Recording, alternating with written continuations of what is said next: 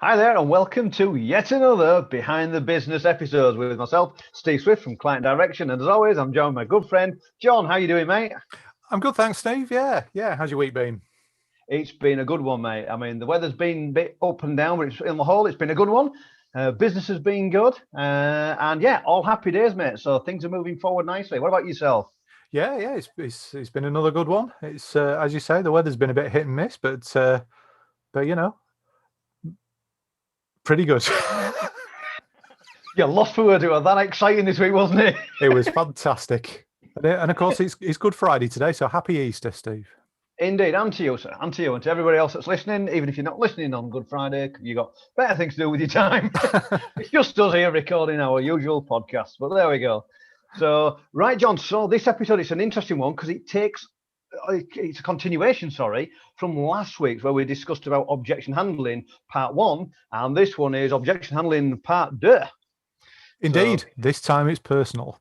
Hey. Yes, and for those of you who listened in last week, you'll know that we covered stage 1 and stage 2 of objection handling, which was before you meet the prospect. This week, we're going to talk about the third stage, which is in front of the prospect, hence personal. So when we're talking about, Steve's just chuckling there because I was really trying to find a way to shoehorn that pun in there. And you got it there. I think it was like, it worked. It worked. Brace yourselves, people. It's going to be one of those episodes. Right. Here we go. So today we're talking about what happens when you're in front of the prospect. Now, when I say in front of the prospect, we're talking about it could be face-to-face, it could be on the telephone, it could be by letter, it could be a web-based sales page, a video, whatever. It's what puts you directly in front of your prospect. Okay. So at this point, you've already, if you've followed the process that we were talking about last week, you've thoroughly researched your ideal client. You've created your avatar based on the blueprint that Steve gave you a few weeks ago. You developed a product that solves that client's specific problem. You've created a sales script that deals with the potential objections that potential client might have to your pitch. And if you haven't done that, go back to last week's episode because it tells you exactly what to do with that and how to do it. You've identified any emotional trigger points that might be in your pitch or any obvious objections that a client might have to that pitch. You've created ideal responses for those triggers. If you remember, we talked about the difference between a job specification and a job description. And we showed you how to apply that theory to that. So that means you can address those objections before they're said out loud by the potential client. And you've remembered that objections come in 2 forms, either about the product or about the salesperson. So everything we've just talked about is basically about the product. Stage 3, assuming that you've done all the above and that you're happy with the product and you've got an answer for any product-based objections, stage 3 is all about the salesperson. That's you. In line with the camera? I'll get used to this camera at some point. I feel like I'm in The Simpsons. You. That'll make no sense to anybody listening to this. Like you. It won't. We've got to watch this now. We've got to get on YouTube and watch this. We've got to get on the website. If you're watching this audibly, that was a very funny visual gag. So, what I want you to think about before we go any further is about how you decide if you can trust someone. And there's a very easy way to do this. Just think about the last time you met somebody that resulted in a lasting friendship. And just think about what were the main qualities that attracted you to that person and made you decide, actually, yeah, I want to be around this person. They can bring something to my life. I can bring something to theirs. Okay. And I would suggest when I went through this, and Steve might add some things to this as well, but I thought about empathy. That person showed empathy with my situation. Understanding, which isn't the same as empathy, but is similar. They showed an interest. So people that you like tend to be interested in you. and they tend to show an interest in common interests that you have. And they share a set of standards or values and beliefs. Now, remember last week we talked about criteria and standards as being the foundations or the possible foundations for objections. Well, they're also the possible foundations for building rapport. And rapport is a big subject which we'll probably cover in more detail at a later date, but it is part and parcel of objection handling. So, what stops you from trusting someone? Well, again, I'd suggest the exact opposite to what we just talked about, but potentially people who don't listen. Now, when you're applying that to a sales pitch, that could be an overly scripted sales pitch. It could be a sales pitch that doesn't ask any questions. And it could be a sales pitch that just says, I've done this, I've done this, I've done this, buy this so you can do it. Okay. Could be somebody that's always talking about themselves or the product, as I just said. Person that doesn't share any interests, has a different value set or a different set of standards for themselves. Now that's interesting when you think back to last week, and we talked about we had a bit of a laugh about the Rolls-Royce dealerships, and the two dealerships, one cut the grass and one didn't. Well, that's what that is. That was an implication of a differing standard. If they can't be bothered to pay the attention to cutting the grass, they're probably not going to give me the best service. Okay, that's important. Or it might just be that the person's a bit of a bulldozer, very sales focused, not solution focused. They just bang, bang, bang, buy this, won't take no for an answer, won't listen to the objection, won't take the hint that you need them to give you some more information. So when you've addressed all of the product-based objections successfully, including price, and they still won't buy from you, then here's the key thing. It's all about you. Now that's key because a lot of people, particularly in the sales industry, they don't learn from their mistakes.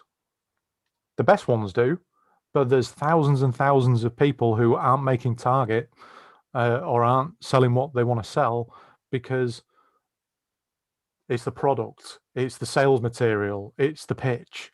No, it's because you're not listening. It's about you. What can you do to move this forward? So if you didn't show the potential client that you understood their problem or that you can be trusted to solve their problem, and again, trust is huge in this particular subject, then they're not going to buy from you. That's going to be your issue.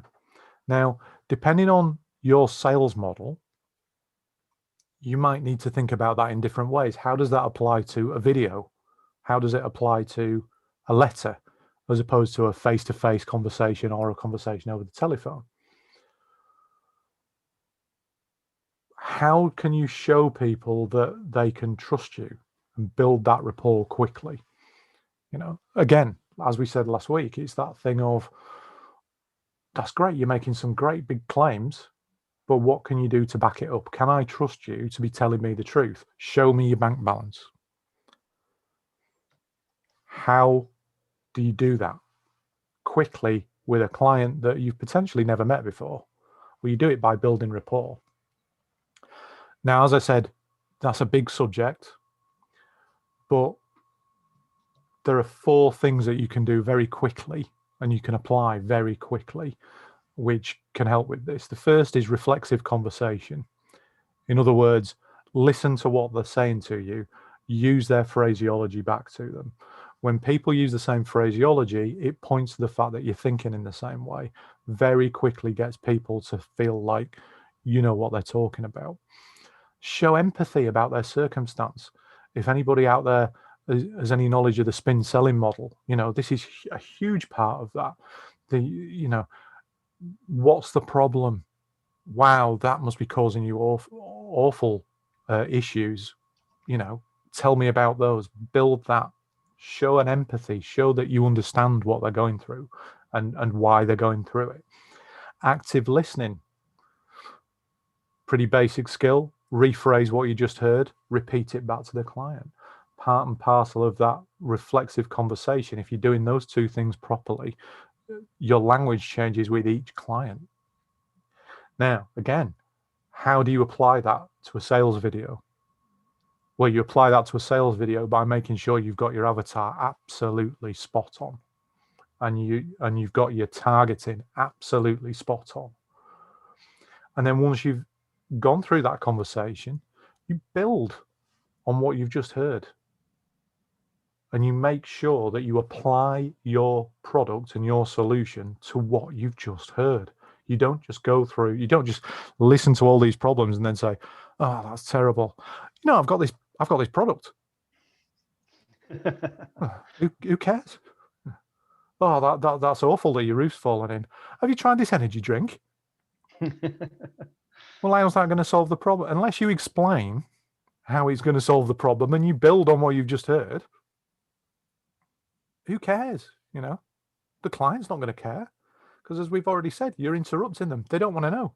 They're not interested unless you can prove you're interested. So you better tell them why you can help.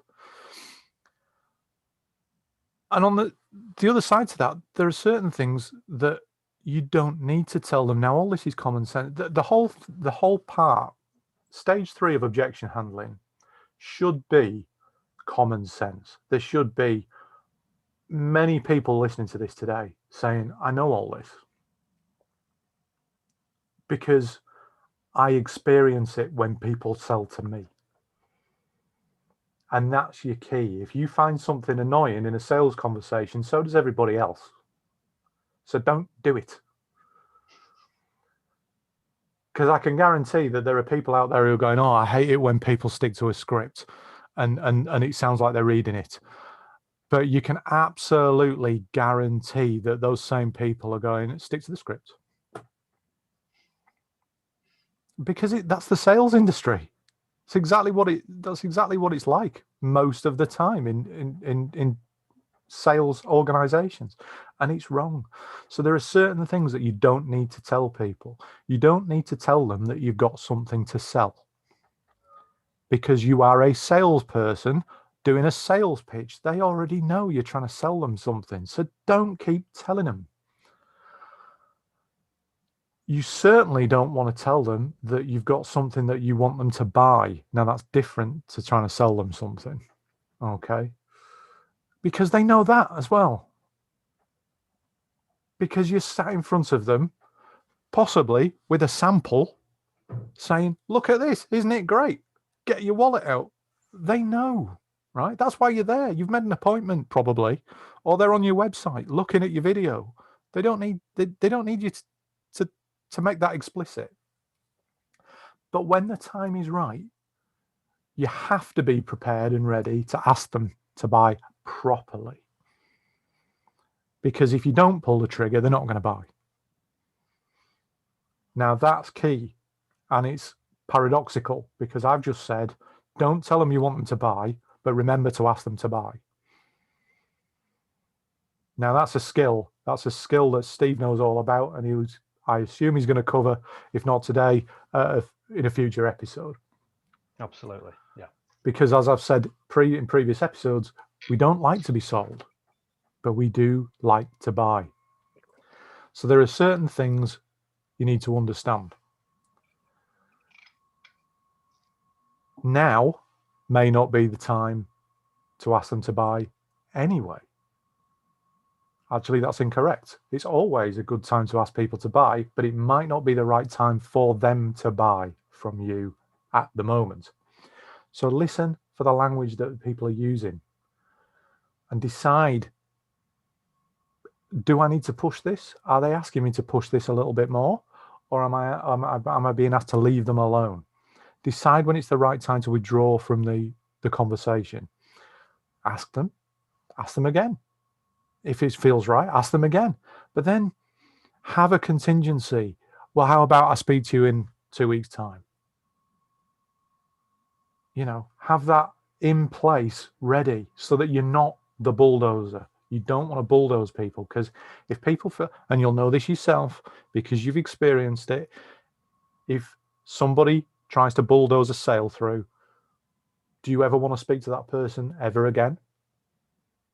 You're probably going to send them away, find a competitor and you'll say to the competitor, you know what, that guy was a real pain. He had a good product. If you can match his product, you've got my sale. So just being prepared to take that lead from the client, you might not get the sale today, but you might get it in 2 weeks' time or whenever. But more importantly, you'll get them to say, I can't do it today, but speak to me again in 2 weeks. They lead that. Because if they lead that, nobody wants to make themselves a liar. So if they say to you, can't do it today, but I can do it in 2 weeks' time, when you go back in 2 weeks' time, it's not a given, but it's over 50% that they're going to go, yeah, you're right, I did say that, come in. You've got your foot in the door already. So be prepared to step back and then move forward again later. And then finally, you've got some other considerations. So we just talked about building rapport. There are times when you will deliberately need to break rapport to break a thought cycle. So if a client gets into a cycle with you of objection, objection, objection, or you can see they're not verbalizing it, but you can see that they're saying, well, I can't do this, I can't do that. Yeah.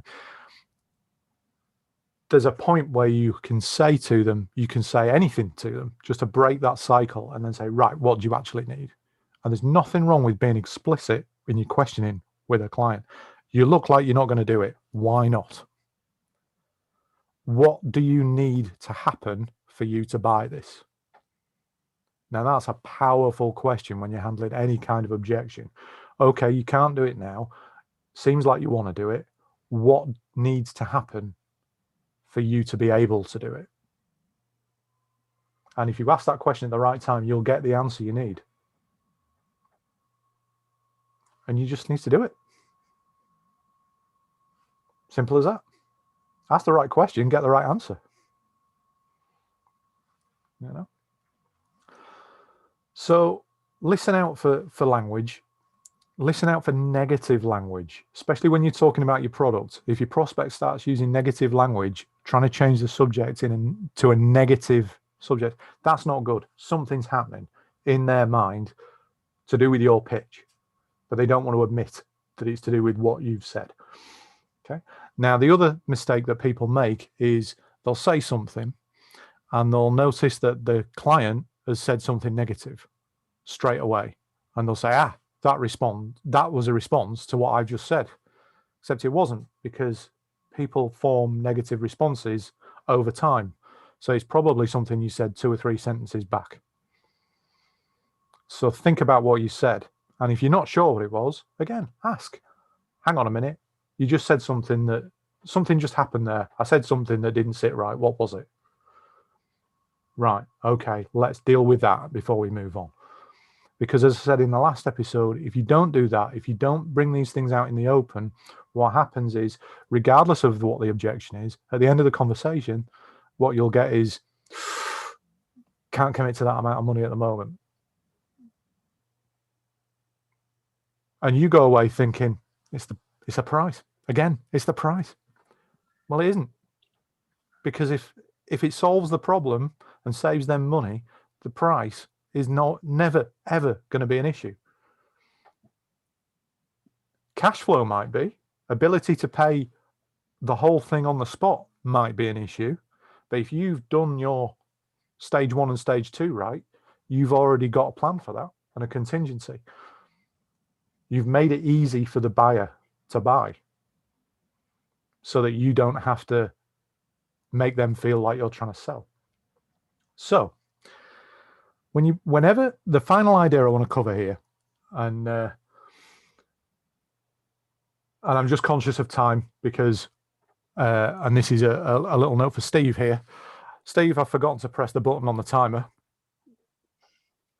All right, about 10 minutes to go. So just give us a signal at some point. About 5-10 minutes. We're somewhere around about the half hour, give or take. Okie dokes. Well, this is my final point. Is when you plant an idea in a prospect's mind or in anybody's mind, even if you don't pursue it, or if they don't mention it overtly or out loud at all, that idea stays in their mind and it works for you. This is really important, and this is why I was talking earlier on about listen for when it's right to pull back and move away from that conversation, because what you've done is created an idea in that client's mind that will stay there, and that needs to be a positive, and it needs to be based around, I can trust this person, they're listening to me, they care about what I'm feeling, because we buy emotionally, not logically. So you could have the best product in the world, they could have their wallet out and still be thinking, I hate this guy. If somebody else walked through the door, I'd get rid of this guy like a shot. You, regardless of whether they give you the money, you don't want that, because they'll go around telling everybody else, don't let that guy through the door. And that's the worst thing that can happen. So an idea that you plant in somebody else's head can be on purpose, or it can be by accident. It can be good, or it can be bad. And outside of the product, we're talking about you, your language, the way you dress, your body language, posture, eye contact. 5 major points that relate to rapport and the message that you're giving across to the client that potentially you haven't even thought about. Now, again, how do you apply those to your particular sales model? Something to think about. If you're using a letter, some of those things don't apply, but other things do. It doesn't matter what you dress like if you're writing a letter, but it does matter what font you use, the dress of the letter, whether you've handwritten it, whether it's handwritten envelope. Is the stamp straight on the envelope? I cannot stress this enough. Attention to detail when you're in sales is huge, because people are being sold to all the time. So they'll look for any reason to doubt your message. And that is as stupid as they didn't use a Christmas stamp on his Christmas week. Stupid. It's a silly example, but people use this stuff. They really do. And but if you don't think about the messages you're planting in people's minds, it doesn't mean you're not planting a message. It just means you don't know what that message is. So make sure you know, what do you want that person to be thinking when you've finished? At any point during your pitch, what do you want them to be thinking? What do you want them to be feeling? What do you want them to do? Those 3 things.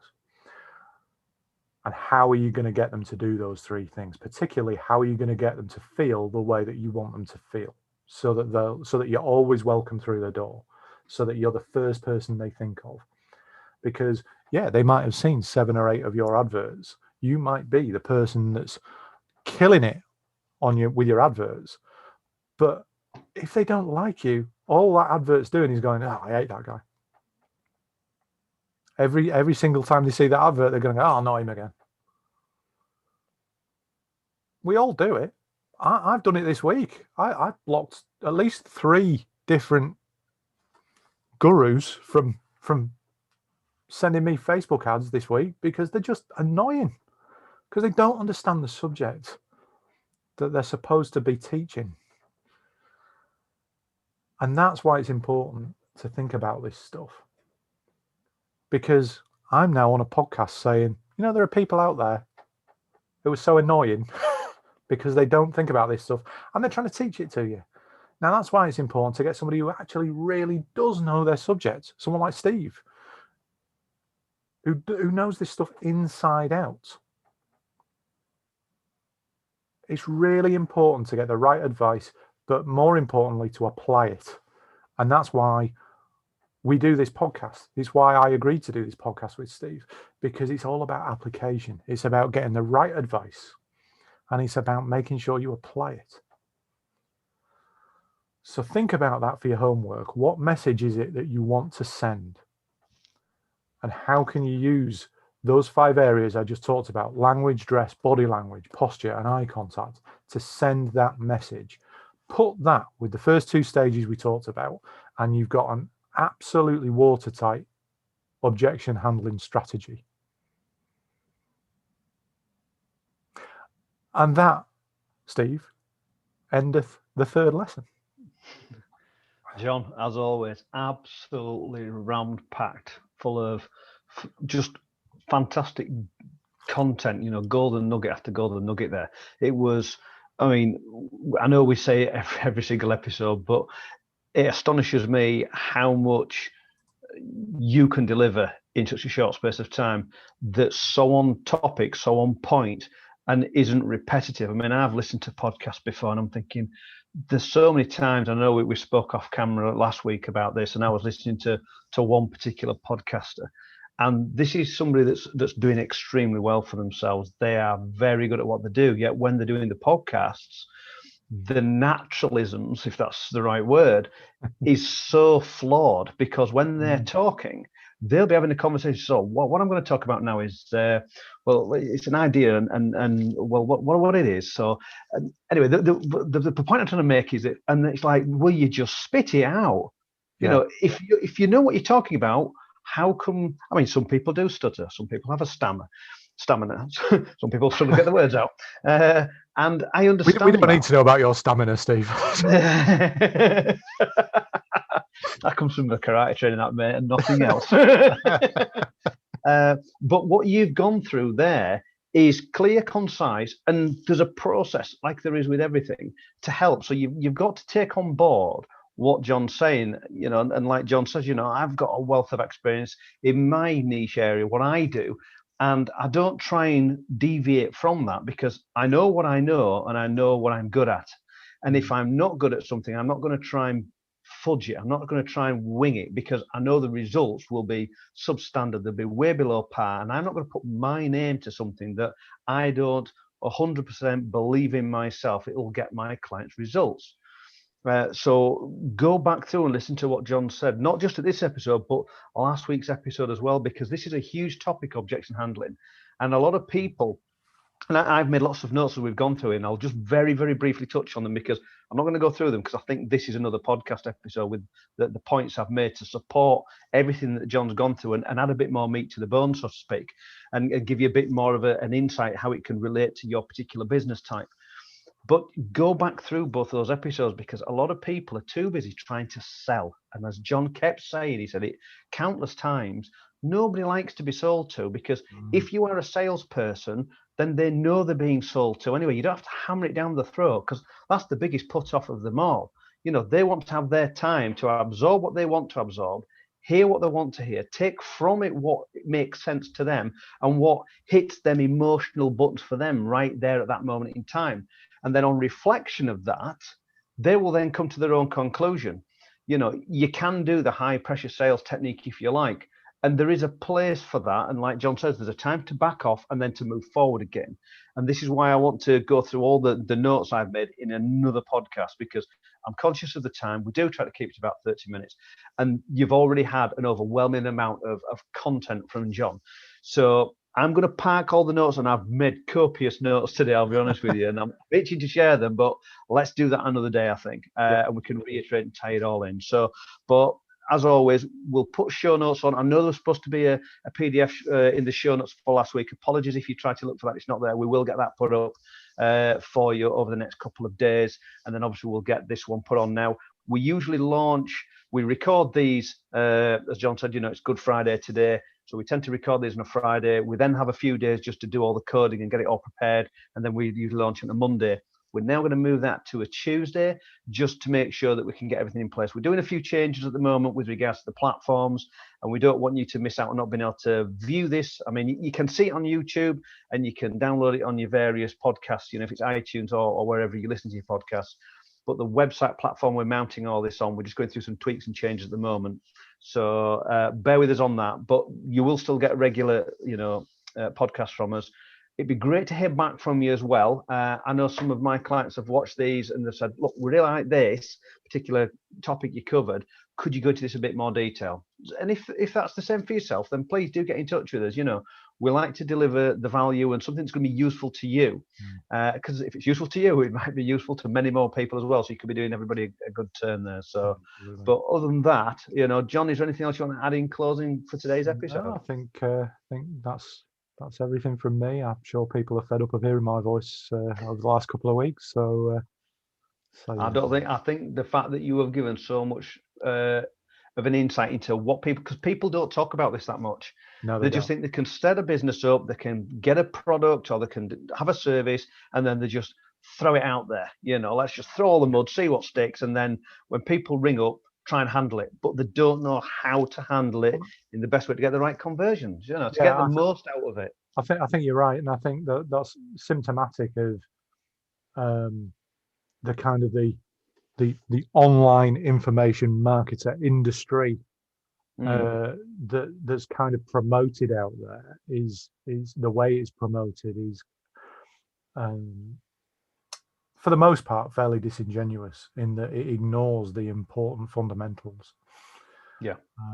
And the important fundamentals of sales and marketing are kind of put aside in favor of get this bit of software and shove it on this website and you'll get $1 million in a month. Well, it doesn't work like that. It's never worked like that. It will never work like that. It just doesn't happen. You will get a substantial amount of income if you follow the right process. But as with, I wrote an article for my blog last week, about self-help books.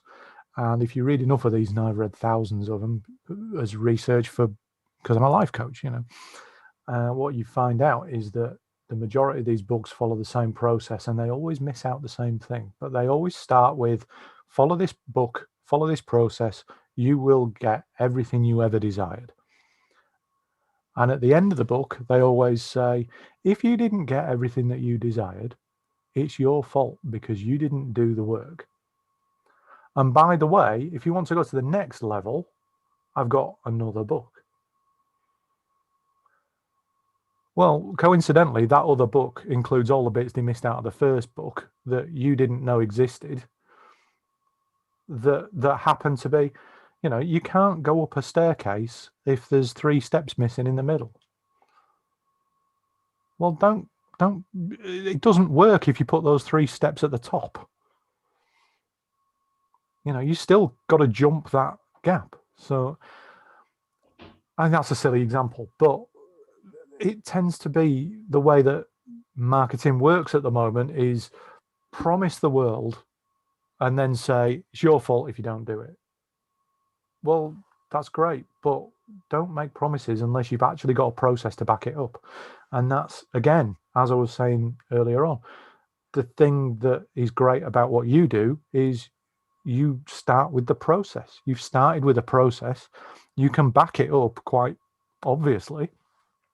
And those promises aren't pie crust. They're based on, it's a 1, 2, 3, 4. There's no steps missing in the middle. That's it. Now, that isn't very fashionable for people who are looking for a get-rich-quick scheme, or for people who are watching all these, or for people who are watching people say, it'll take you a month to get $1 million. It doesn't sound very sexy, but it is the truth. It is. And the truth is what you need. You do, and you need to have those steps, like you say. I mean, you're right in what you said. I use a process, and processes can be quite boring. But let me give you a very quick analogy because I'm really conscious of time. And that is something I was going to put in next week's podcast or maybe the week after, but I'll cover it in more detail. But the basics is this. If you follow a process, and one of my clients I've been working with just this last week, they've been struggling to get more business in. Mm. And I said to them, well, look, let me show you a process I use, and then you tell me if it's good or bad. And I said to them, say, what's your conversion out of how many customers that you have shown an interest in the service, it's a service-based business that you provide, how many, are you able to convert into actual paying customers? I said, maybe 1 in 5, or sometimes it's 1 in 10. It does vary, sort of thing. I'm thinking, okay, so you need to have a lot of lead generation to do that. What if I could show you a process that's going to streamline that down? This says, well, give me an example. I said, I'm not going to give you an example. I'm going to do the process and show you in real time. And what I did was I actually reached out to 4 people, and this is genuine fact. There's 4 people. I listened to what they had going on in their life at the moment. I understood what their pain was. I went through all the bits that you said, and I'm going to cover this in the next episode or the week after. Out of those 4 people that didn't know me from Adam, they didn't realize what this company could offer as a service. Out of all 4 of those people, after listening and going through my process, how many people actually bought the service as a realistic term? Out of 4, John, how many would you reckon? Because I knew, I'm going to say 3. 3? You're pegging me quite high there, John. Well, I was going to say 4 because we've met before. But it was cold people. 4 people completely cold. Yeah. I went through a process in 1 week. Out of the 4 people, I had that amount of sales. Yeah. You notice I've still got 4 fingers up. Yeah. All 4 bought. Yeah. 3 of them have actually bought and had the product. The 4th one has bought and actually gets the product next week purely because of what the product is. But that is 4 people from cold go through my process, and all 4 bought. And just to add a little bit more value to that, there were 5-figure sales every single one. The director of the company just went, how on earth have you just done that? And I went, I used a tested, proven, reliable process that gets consistent results. So back to what you're saying about the get rich quick £1 million push button in a month. Forget that. If you want a sustainable business long term, and you're wanting small quick wins and build them up and get that snowball effect, so those go bigger and bigger and bigger, use a tried and tested, proven system, a process that works. Using the right steps and a method will get you results every time. Forget the get rich quick. I've looked at loads of them over the last 20 years. And do you know how much money I've made out of the get rich quick schemes? That's not okay. That's a big fat 0. Yeah. So, exactly. But next episode, I've got lots to share to continue the objections, but more consolidation, more process and recognition between, like the stamp you use. There's a great little thing I can add with that as well. And it's so important. It plants them seeds. So, but absolutely. That's another episode. So I think we're wrapped up for today. Apologies for running over slightly, but do you know what? No apologies needed because it's good quality content, as always. So we don't need to apologise. We're just thankful of your time. We appreciate you sticking around with us. Do get in touch with us. Remember to give us some love and some likes and one thing or another. Share the links with other business owner friends that you may well have that would get value out of this. Even people in their personal life, with regards to what John deals with. It's not just about people in business. It's about people's, personal lives and circumstances, that his expertise of the many, many years he's got and working with all the different people. That's what we're here to do, is to help. We're here to serve. And I'm going to touch on that topic next week as well, possibly. But until we speak next time, have a great Easter weekend. If you're watching it on the, well, you won't watch it on Friday because we don't release it till the Monday. Now Tuesdays. I've just gone and, made a complete faux pas there. But anyway. Hope you had a great Easter. Yeah. Yeah, that's a good one. Yeah. Hope your Easter was okay when we were filming this. And we'll look forward to seeing you in the next episode of Behind the Business. Take care.